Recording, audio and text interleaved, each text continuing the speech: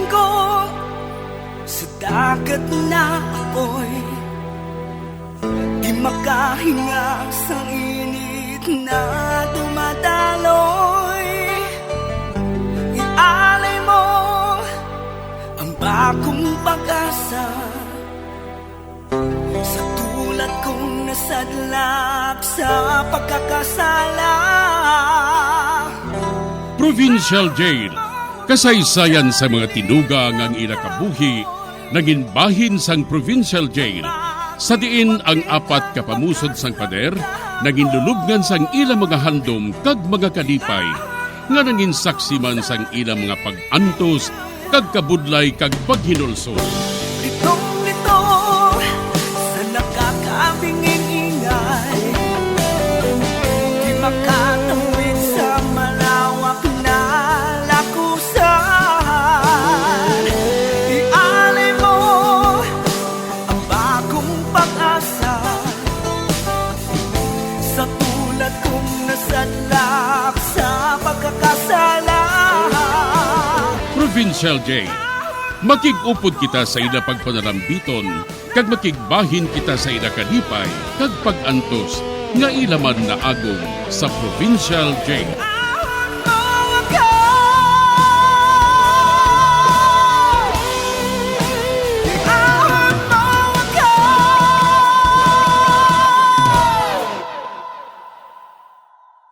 Bilang ko sa dagat na apoy, di makahinga sa init na dumadaloy. Ialay mo ang bagong pag-asa sa tulad kong nasadlak sa pagkakasala. Sa liwat maing adlaw sa inyo tanan mga palangga na mga tagparamati, sa karon nga adlaw padayuno naton ang sulat, gaginatagan naton sang kabuhi, diri sa aton panatuntunan, Provincial Jail. Iahon mo ako sa nagiliap na apoy, na aking matikman ang tamis ng sandaling. Bahin siyang nagligad, nasugid sa ako ni Elsie, nga maluyan na ining si Mrs. Borman. Apang sanggin kadtuan ko sa ilabalay, nakita ko nga mabaskog pa ini. Madamo ang nagahaylo sa iya nga magsulod na sa isa ka nursing home. Apang nagapamirep higid ini, nga hindi magsulod tungod mabaskog pa siya. Diri sini nga bahin, padayunon kong kasugpon sa nga akong pagsaysay diri sa Provincial Jail. Ferde, nakahibalo ako kung anong buhaton ko sa akon kaugalingon.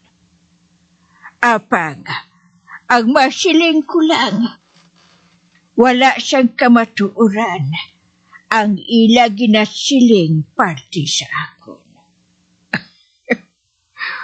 Husto pang dalagan sa akon utok. Madamo pa ako siyang butang nga dapat pamatudan. Ano nga butang ina? Madamo ako siyang kilala nga nagsulod sa nursing home. Nagsulod sila nga husto pang dalagan sa utok nila. Husto pang dalagan sa lawas nila.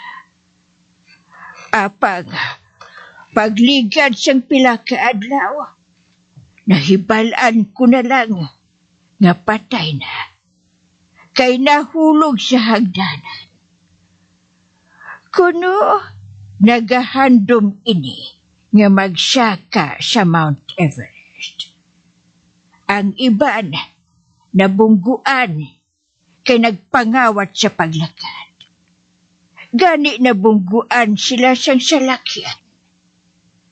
Kag ang iban, nadula, kag nasapuan nga patay na sa kanal. Kay man, hindi na makatultul pa ulit. Hamak mo, inha. Hindi ko matulon ang ginabuhat sa mga otoridad kag kung sino man nga mangin alamon nila. Hindi ako Ferdy. Nakilala kong akon kaugalingon. Hindi ako estupida. Gani, ipahamtang mong ibubuod. Hindi pa ining tion. Agod nga magsulod ako sa nursing home. Hindi pa ini ang tion. Agod padalion ko ang akon kamatayon dito. Ang siling ko, masulod ako sa nursing home. Pagkatapos nga mapamatud-an ko ang butang nga hindi ko madala sa akon lulub.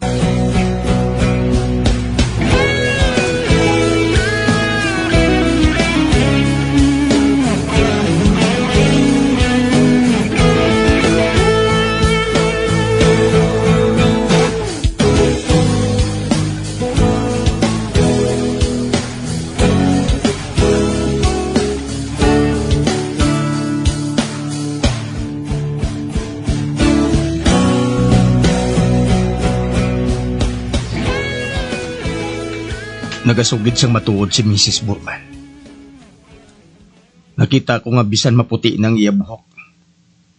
Apang mapagsik siya. Kag may punto ang tanan niya nga ginahampal. Apang ano ang butang nga luyag niya pamatudan. Interesado ako nga mahibalaan niya. Kag hindi ako maguntat. Tub-tub hindi ako makaibalo sang parti sa butang nga ina.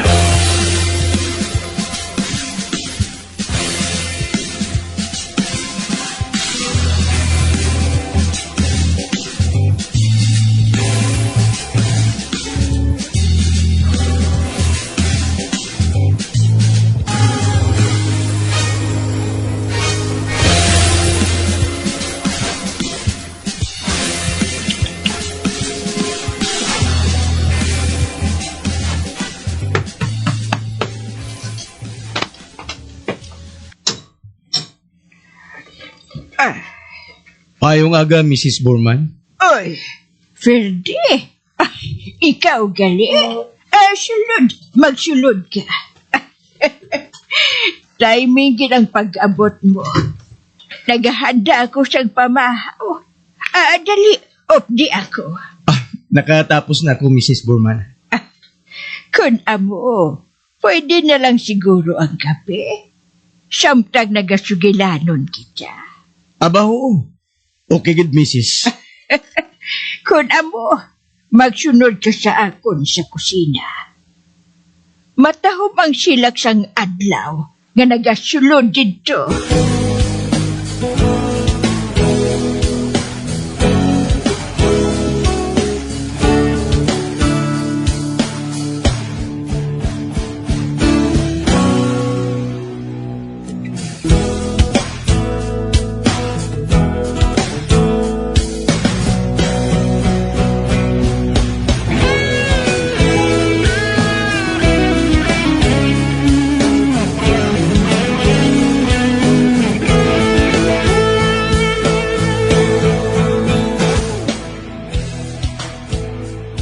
Napinsaran ko nga husto ka, Mrs. Burman.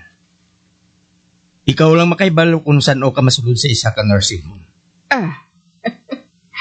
Salamat kun amo. Sa tanan nga pulis, ikaw ang ako na uyunan, Ferdy. Madasig ka mag-analyze sa mga hitabo. Nakahibalo ka kung anong madasyon mo nga ihambal. Hindi pareho sang iban nga mga pulis dira. Gano sa purog-purog kung maghambal. Mrs. Burman, pasalamatan ko ikaw kung masugiran mo ako. Kung anong nagkakatabo sa sulod sa nursing home, nga hindi mo maluyagan. 3 ka mga senior citizens ang akong hibalaan nga napatay sa nursing home. Kag kung usisaon ko sang Mayo, ang kabangdanan sang ila kamatayon, makasatom ako nga may butang nga nagakadapat mahatagan sang kasanagan. Kag Mrs. Borman, nagapati ako nga ikaw lang ang makasugid sina sa akon.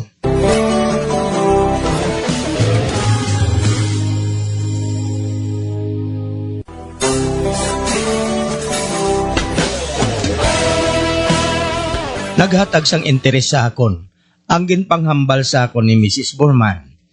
Gani nagbalik ako sa ilabalay, agod mahibalaan ko kung ano ang hindi niya naluyagan nga magsulod sa isa ka nursing home.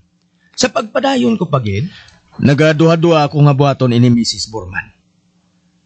Dako nga risgo ini para sa imo. Hindi ako makapangusisa parte sa imo. Apang nag-alibay ako nga nagapangusisa ako sa ila facilities para sa ako ni Loy. Ay, kinahanglan nga magrisgo kita para sa akon abyan nga si Elsie. Sige. Kumplutain ang reporter nga babae nga abyan mo. Pagwaon naton nga tiya niya ako. Sa sina, may rason ako nga magsulod sa nursing home. Kag masugiran ko siya sang akon matukiban. Sige. Kung namo sinang sure ka na, dapat kita nga magpangusisa sa nursing home nga ito. Sure. Sure ako dira, Ferdy. Kag hindi ka magkahadlok, hindi ka magkahadlok.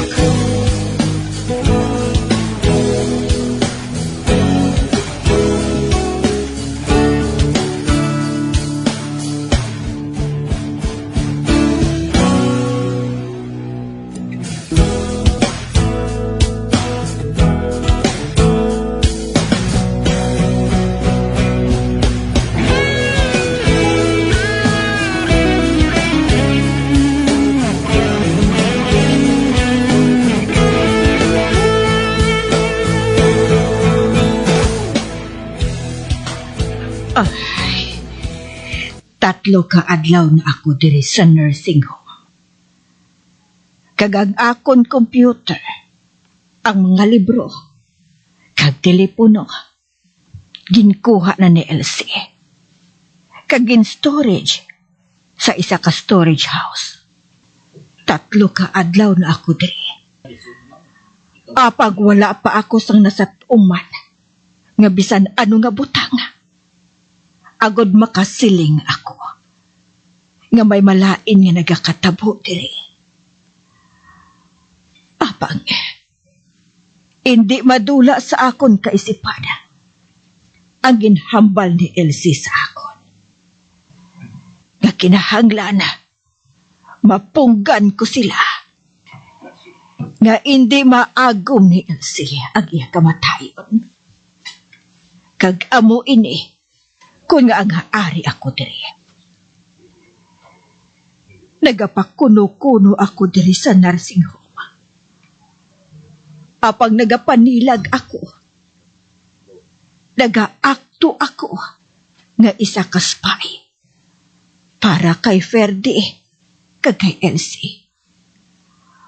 Ay, paano na lang kung magsala ako? Maumid sila sa kagagahan ko. Diyos ko, nadulaan na bala ako sa husto nga kaisipan? Bangod sa katigulangon ko? Ay, hindi lang ko tani. Nakahibalo ako nga maayo ang utok ko.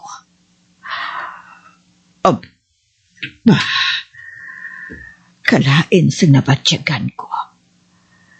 Sang hinali lang, nabatsyagan ko nga daw may nagapanilag sa akon. Ay, mabalikid ako sang hinay.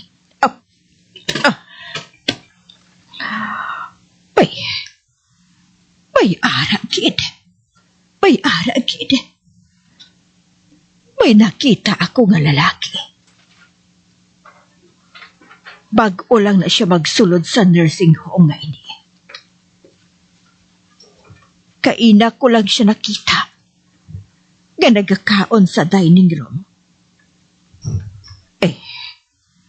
Nagyuhom siya sa akon. Nagpalapit siya sa akon nga daw nabudlayan sa paglakad.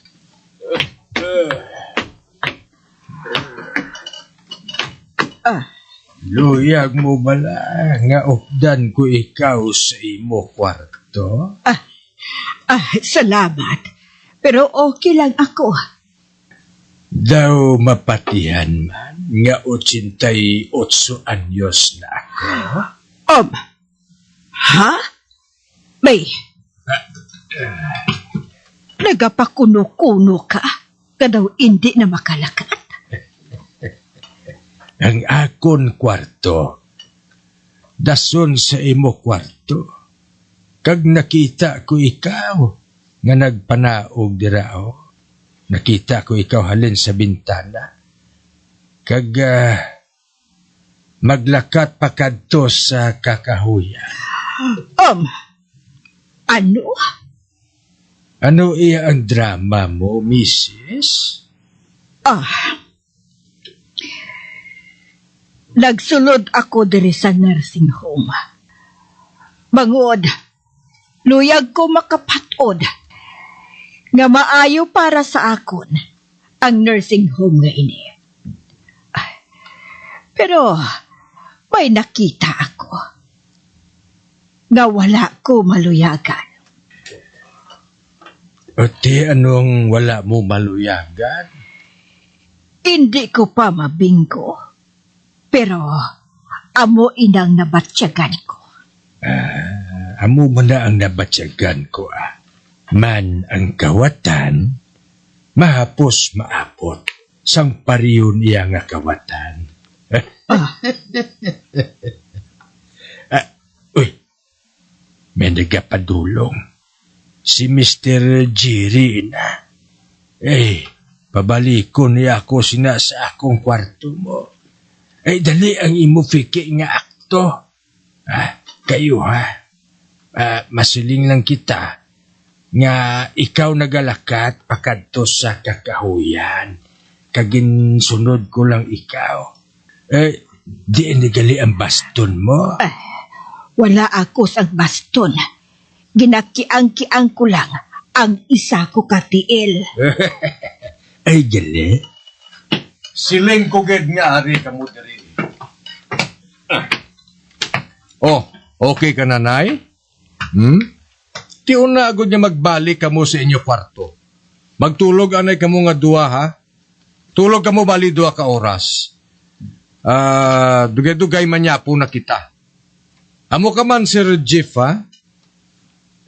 No problem. Dali na, Mrs. Burman. Upod na lang kita. Total to paray malang ang aton kwarto. Okay lang bala ina, Sir Jerry? Aba, okay, gid. Sige na, bayaan ko na kamo.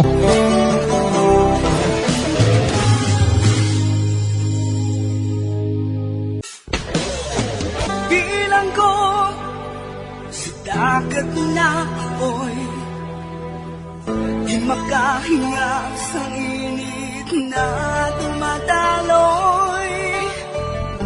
Ialay mo ang bagong pag-asa sa tulad kong nasadlak sa pagkakasala. Magabiyan sundagin ninyo sa pagpamati ang mga kasugpon sang sulat ni aton man ginatagan sang kabuhi diri sa atong platuntunan, Provincial Jail. Kag kami diri sa gihapon wala gid nagakalipat sa pagpangagda sa inyo.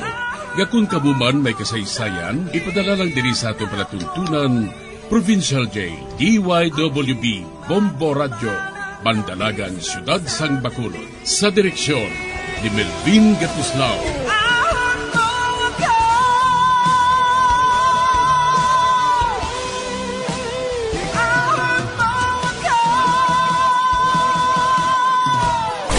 Bombo Radio Philippines. patuloy na #1 sa drama. Fast Paradyo Bongo!